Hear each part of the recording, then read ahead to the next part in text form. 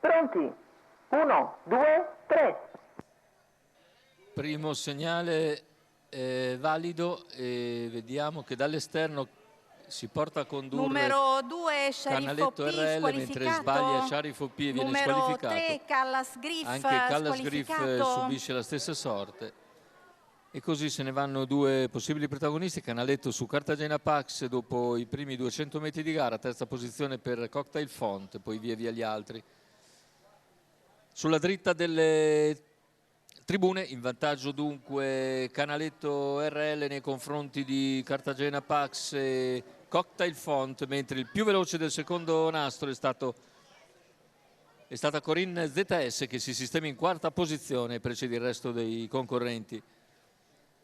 Completamento dei primi 600 metri di gara, che avviene con il tempo di 48.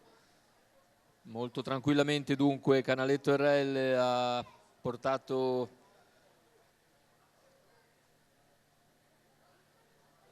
la corsa su ritmi decisamente blandi e completa gli 800 in 1:3,5. Ora una prima accelerazione, 15,5 il parziale, ma siamo ancora su livelli davvero piuttosto modesti. Prende comunque vantaggio Canaletto nei confronti di Cartagena Pax, che rimane in seconda posizione ma concede ora almeno 3 lunghezze di margine dopo un chilometro in 1:19,1. E davanti alle tribune per il secondo passaggio 3 lunghezze di margine fra Canaletto e Cartagena. All'esterno si impegna quindi Cocktail Font, che ha anticipato la risalita di Ciliberti. Cocktail Font in breve va su Cartagena Pax e la sopravanza, poi Cartagena sbaglia e va in seconda posizione, così Cocktail Font che va direttamente in schiena a Canaletto RL, che prova ad accelerare dopo un primo chilometro decisamente blando.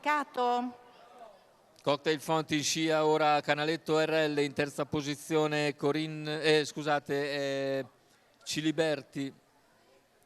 Completamento della dritta delle scuderie, siamo sulla curva finale. Ciliberti prova nuovamente a spostare, ma allunga il leader Canaletto RL, che si mantiene in vantaggio. Ci prova ancora Ciliberti, in seconda posizione Cocktail Font, retta d'arrivo con Cocktail Font in seconda posizione, ma in vantaggio c'è sempre Canaletto che allunga.